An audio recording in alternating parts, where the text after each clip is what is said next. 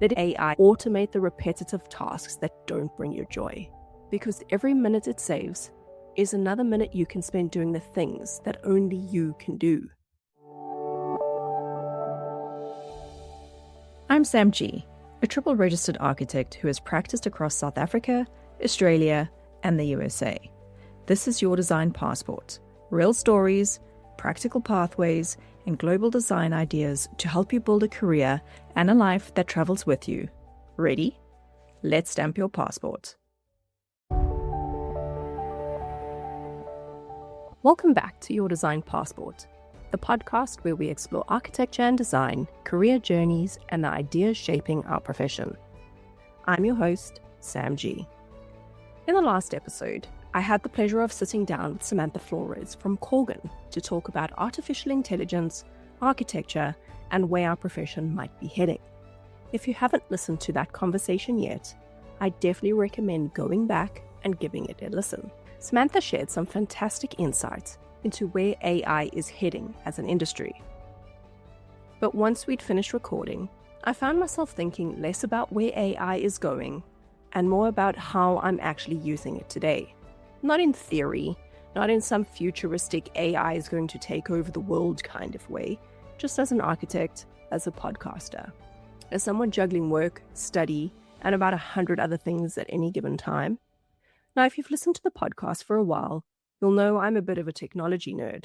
I like trying new software, I love finding ways to work smarter, not harder, and yes, I use AI almost every single day. But I also think we're at a point where it's worth taking a step back and asking ourselves one simple question. Just because AI can do something, does that mean it should? I think one of the biggest misconceptions about AI is that you have to sit on one side of the fence. You're either completely obsessed with it or completely against it. Personally, I'm somewhere in the middle. I think AI is incredible, but I also think it's exactly what it's always been, a tool, not a replacement for thinking. When I look back over the last year, there were actually two moments that made me stop and think, okay, this changes everything. Neither of them were particularly glamorous. The first one, meeting minutes. I know, not exactly the answer you were expecting. I'm currently working on 2 high schools in West Texas. Together, each of them is around 800,000 square feet. Huge projects. They're currently in contract administration and under construction. With projects of this scale comes an unbelievable amount of consultant coordination. What starts out as one coordination meeting suddenly becomes 6. Architectural coordination, structural coordination, MEPT, specialist consultants, owner meetings, general coordination, every week. Every meeting creates decisions, action items, follow-ups, and meeting minutes. We divided the meetings between different team members. Everyone became responsible for championing one meeting. At least that was the idea. Because asking a room full of creative people to get excited about writing meeting minutes, well, it's a bit like pulling teeth. It feels less like an architect and more like a nagging mom. Has everyone finished their meeting minutes? They're important. They've saved my backside more times than I can count. Everyone would nod. Everyone agreed. For a week. Then we had exactly the same conversation all over again. The funny thing is, that was only last year. We honestly felt like we were fumbling. We knew AI was going to become part of our workflow. We just weren't entirely sure how. Looking back now, it already feels like a completely different world. And that's kind of crazy, because it wasn't 5 years ago. It hasn't even been 2 years ago. This was last year. For years, we've been used to technology moving at a fairly predictable pace. Maybe your office was still one version behind in Revit. Maybe someone hadn't updated AutoCAD just yet. Maybe another office was still using an older version of ArchiCAD. That all felt normal. Software evolved every now and then. AI feels completely different. New tools, new models, new features. Almost every week, there's something new. It can feel overwhelming. And I know there are people listening who probably feel like they've already missed the boat, like everyone else has figured it out, like they're already too far behind to even bother starting. Personally, I think that's completely false. I honestly believe we're still right at the beginning. We're all learning, we're all experimenting, we're all trying to figure out where these tools fit into our workflows. Nobody has this completely worked out yet. Fast forward to today. We still record our meetings, we still generate transcripts, we still review everything ourselves. But AI can now generate attendance registers, organize action items, format meeting minutes consistently, and have them ready for review in a fraction of the time. That doesn't mean we blindly hit send. Far from it. We still review, we still edit, we still check everything for accuracy. But what used to take ages, and honestly, sap the life out of us just thinking about it, now takes minutes. Which means we can spend more time doing the work we actually enjoy. Designing, problem solving, working with clients, instead of formatting bullet points for an hour. Now, here's something that might surprise you. I still think younger architects need to learn how to take proper meeting minutes, because note-taking isn't just admin. It's a skill. It's listening. It's learning how to identify what's important. It's understanding why one decision matters more than another. AI can absolutely help, but if you don't understand what happened in the meeting, you won't know if AI got it right. And that's where our judgment still matters. The second moment that really made me stop and think was seeing software like Midjourney generate concept imagery. It can now produce dozens of design options in the time it took to sketch one. That's incredible. It's exciting. But it's also creating a challenge I don't think many people were talking about a year ago. More and more stories are surfacing of clients asking architects to recreate an AI-generated building or space because they saw an image online and fell in love with it. I completely understand why. Some of those images are stunning. But here's the question. Is that beautiful staircase actually leading somewhere? Has the glazing been calculated to comply with the latest energy code? Does the layout satisfy egress requirements? Does it actually meet building code? Can it even be built? AI can generate beautiful images. Architects design buildings that stand up, keep people safe, and perform the way they're supposed to. Those are two very different things. If anything, AI reinforces why our expertise matter, why our professional judgment matters, why clients still need architects. Because knowing what looks good is very different from knowing why it works. Quick pause here. If you're enjoying this episode, don't forget to subscribe to Your Design Passport. It helps more globally minded architects find this show. And if you're considering working internationally and don't want to feel like you're starting over, I've created a free guide called the International Architect Starter Map.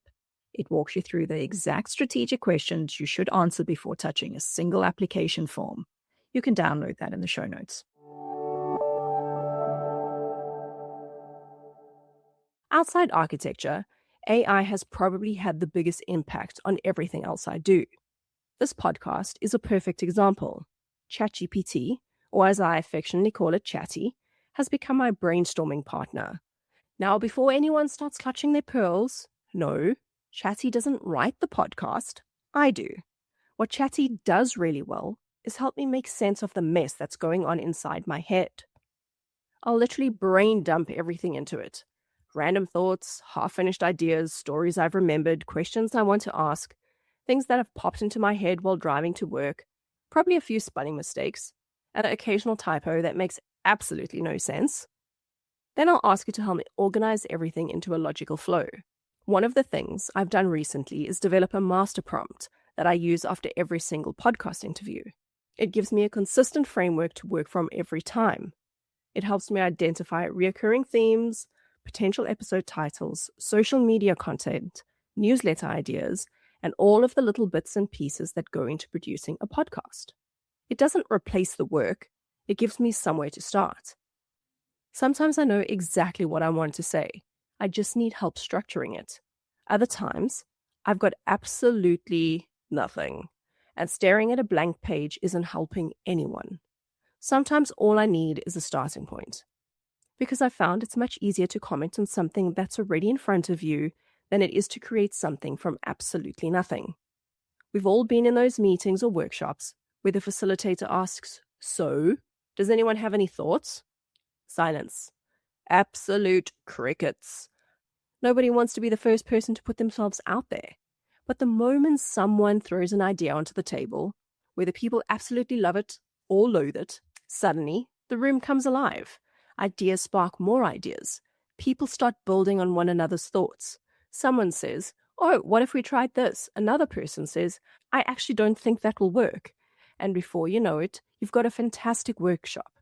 That's exactly how I use AI. Not because I want to have the answer, but because sometimes I just need something to react to. Another place where Chatty genuinely saved me an enormous amount of time was while I was completing my A-Lep studies. If you've ever done a certification like that, you know the amount of reading is enormous. Research papers, industry reports, academic articles, books, case studies, guidelines, standards. It felt never-ending. Chatty helped me summarize information, identify recurring themes, find commonalities between one week's reading and the next, even connect ideas between modules that I probably wouldn't have recognized until much later. That saved me hours, maybe even days. But here's the important part. I never wanted AI to do the learning for me. Because if all you've done is ask AI to summarize the material, write your assignment, and hand in a beautifully polished report, what have you actually learned? Sure, you may have received a fantastic grade, but 5 years from now, what are you actually going to remember? What knowledge are you going to apply on your next project? How has that changed the way you think? Because that's what education is supposed to do.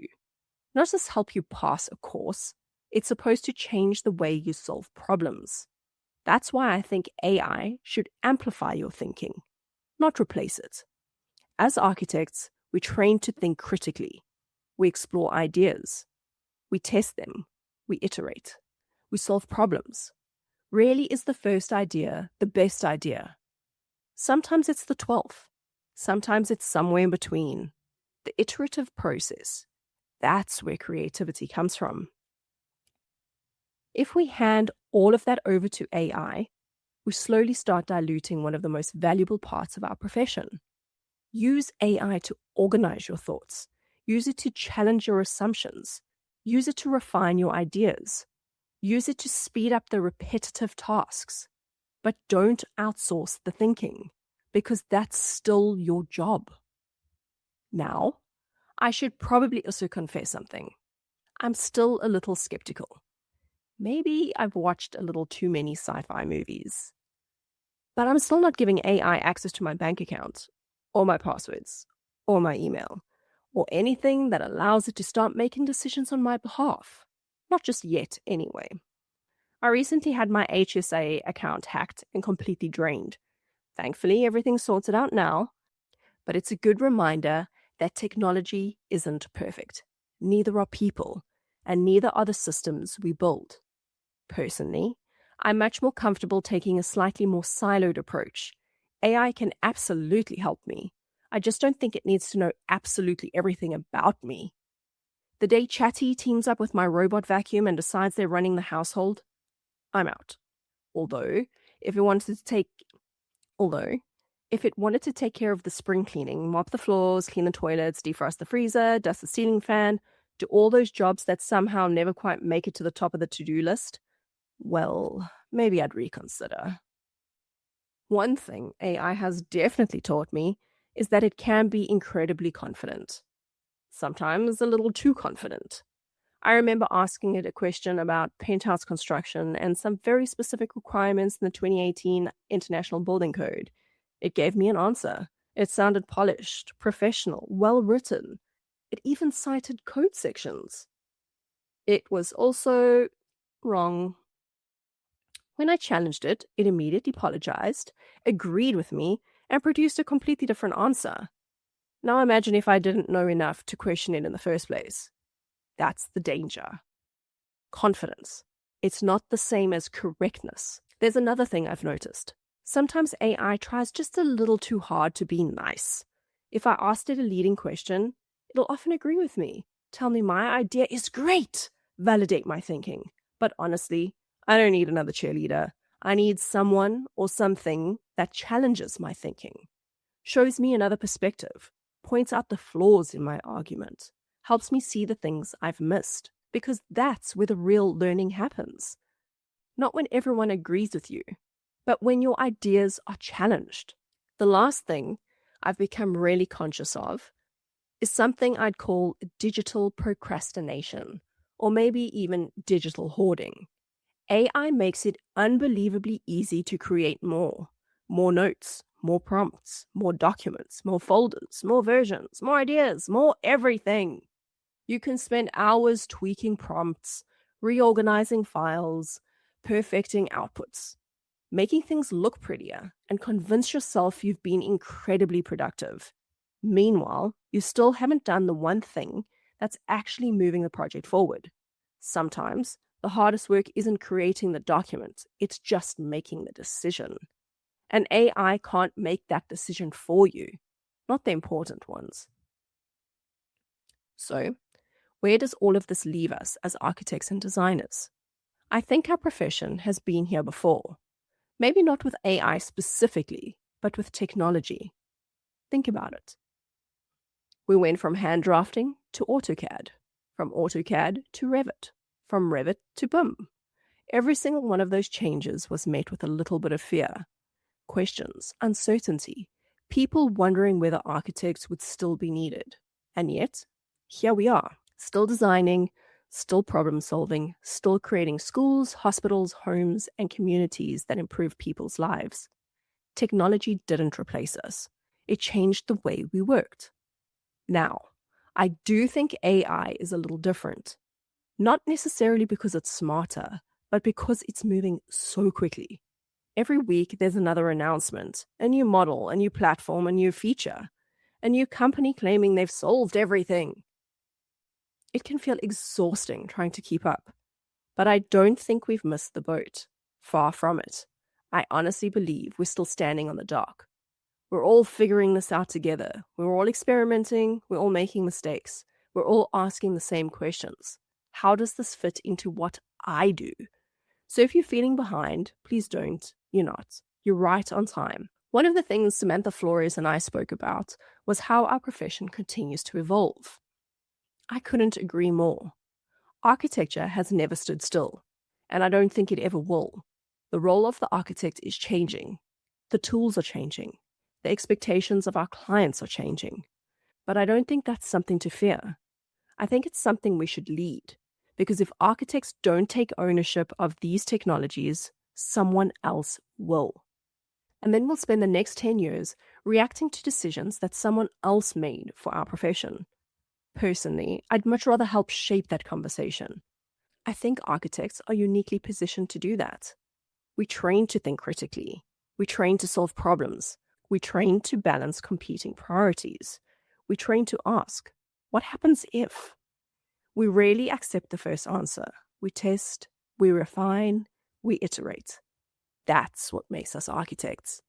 And that's exactly why I think we need to stay in the driver's seat. So, where do I land with AI? Honestly, I'm excited. I'm optimistic. I'm also cautious. And I think it's okay to be all three at the same time. I don't think AI should replace your voice. I don't think it should replace your values, or your ethics, or your judgment. Those are the things that make you, you. They're the reason clients trust you. They're the reason your colleagues value your opinion. They're the reason someone picks up the phone and calls you when they have a difficult problem to solve. No software can replace that. Let AI take your meeting minutes. Let it summarize research papers. Let it organize your thoughts. Let it help you overcome the blank page. Let it automate the repetitive tasks that don't bring you joy. Because every minute it saves is another minute you can spend doing the things that only you can do. Thinking, designing, collaborating, mentoring, building relationships, leading teams, being creative, being human. And I think that's the opportunity. Not replacing architects, not replacing designers, not replacing people, but allowing AI to do the things that make us feel more human, so we have more time to focus on the things that make us human. Because at the end of the day, architecture has never really been about drawings, or software, or specifications. It's always been about people, understanding people, listening to people, designing for people, creating places where people can learn, heal, work, live, and thrive. AI doesn't change that. If anything, it reminds us why those human skills have never been more valuable. So if there's one thing I'd leave you with today, it's this. Use AI. Learn it, experiment with it, question it, challenge it, master it. But don't give away the one thing it can never replace: your ability to think, your ability to care, your ability to connect ideas, your creativity, your judgment, because those things are your competitive advantage. And I don't think they ever stop being valuable. Thank you so much for joining me on another episode of Your Design Passport. I genuinely love to hear your thoughts. How are you using AI in your work? Has it changed the way you design, the way you study, or maybe even the way you think? Let's keep the conversation going. You can find me on LinkedIn, Instagram, or through the podcast website. I'd love to hear what's working for you, and maybe even what's not. And if you enjoyed today's episode, please consider sharing it with a friend, colleague, or someone who's still trying to figure out where AI fits into their career. And if you haven't already, go back and listen to my conversation with Samantha Flores in episode 17. It was a fantastic discussion, and I hope this episode gave you a more personal perspective on how I'm navigating this rapidly changing world alongside her industry insights. Until next time, keep exploring, keep learning, keep asking better questions, and keep collecting your own passport steps. Thank you for joining me on Your Design Passport. My hope is that every episode gives you the clarity, courage, and confidence to build a global design life that feels aligned with who you are, wherever you are. If today's conversation resonated with you, hit follow, share it with a friend, or leave a review so that more global dreamers can find this work. Until next time, keep exploring, keep expanding, and remember, your next chapter is already unfolding.